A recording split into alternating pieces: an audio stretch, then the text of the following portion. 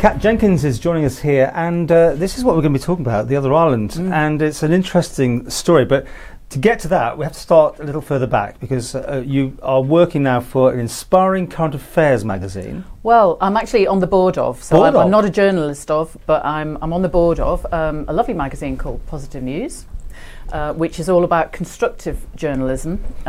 So their philosophy is that mainstream media can be relentlessly negative. All politicians are liars, what are you going to do?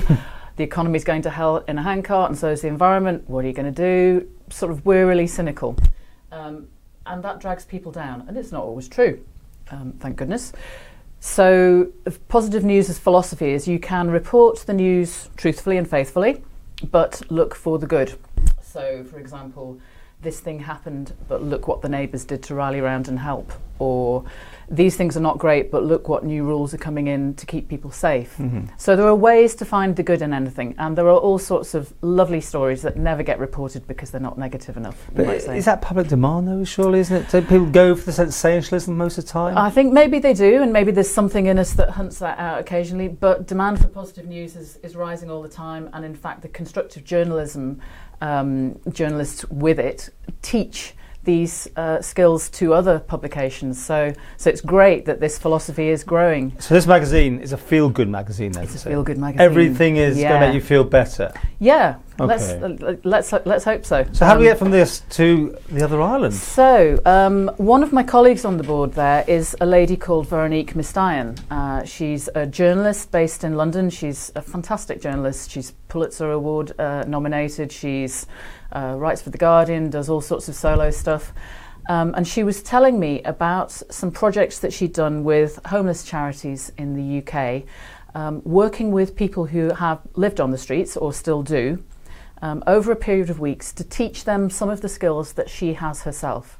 So her aim wasn't for her to document their lives, it was to teach them how to find the story and express the story so that they could become, to a degree, the journalists of their own lives about the things that matter to those people in those situations. And many of those stories have published in various places, including a great magazine called The Pavement, which is by the homeless for the homeless in the UK. And it's a lovely publication, I've seen it. And I started to think about whether that would have some relevance for us here on the Isle of Man. Because, as you know, we have this narrative about the island that it's a place where there's freedom to flourish, the Isle of Man where you can, 8th wealthiest nation in the world by various measures, which is wonderful and in many cases true, but it's not like that for everyone. So there are people who live challenging lives, can be marginalised for various reasons, for whom it's not relentlessly good news. Things can be tough, and they're just getting through the day can be quite heroic for them. So I started to talk to Veronique about whether we could do that in an environment the size of the Isle of Man, very different because you've got much closer relationships and dynamics. And we started to put together this project, not solely focused on the homeless though, a wider constituency of people who might find themselves at the margins. Mental health people and that sort of thing? So yeah, people who are struggling with mental health challenges, people with physical challenges, so mobility, just getting around the island, people who might be very isolated, maybe because they're elderly and they have no relatives and few friends, people who are on very low incomes, homeless or in not very secure accommodation, people with addictions and so forth, something of which I've had personal experience. And we're going to do another interview another day about you, because you have an interesting story, have you not? I have. We'll come to that. But this one, you're looking now for people to come forward, right? We are. So we have an application form, just like that, and there is an interactive version on our Facebook page. So the project is due to start on the, the closing date for the applications is the 10th of July. The project is due to start on the 17th, and we're going to be asking around 10 people to work with a team of creatives over about 12 weeks, so on Wednesdays, just one day a week, 11 till 3.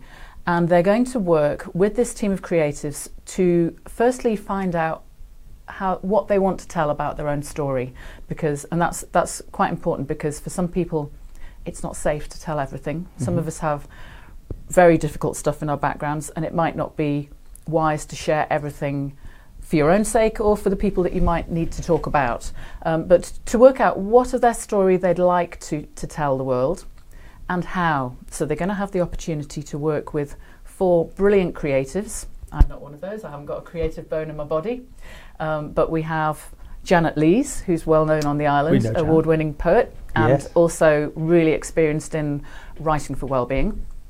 We have Veronique Mistayan, the journalist who I know through Positive News. We have a young chap called Jack Bryson, who's a videographer. Who we've interviewed here. Indeed. Yes. And who's a great campaigner for mental health awareness. And we have Marianne McCourt, who's a photographer with lots of life coaching skills as well. And this team will be working with people so they can try out different media, see what works for them. In some cases, quite possibly, find ways for people to anonymise their stories. It's a hard word, yeah. So that could take many forms. It could be put it in text and use and not use your own name. It could be tell your story but have somebody else voice it so it's not apparent that it's you. Could be using an avatar. Could be anything. Interesting. Well, so we'll come back and visit this one more. Especially, we'd like to see some of the videos. I'm sure we can if we can get those on here. So July the 10th. The website date, details there for theotherisland.im, isn't it? It is. And be positive. And be positive. Yeah, we have a Facebook page as well.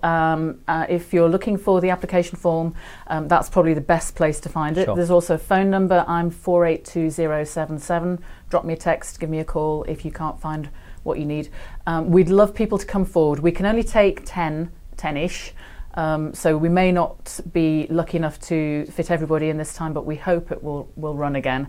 And I should say we are incredibly grateful to both the Arts Council and Culture Vannin for funding this exercise, because it's great to see something like this coming to life, people being given the opportunity to tell their stories in their own way and shed light on what it's like living on our island when you're not part of the mainstream. So thank you, Culture Vannin, thank you, Arts Council.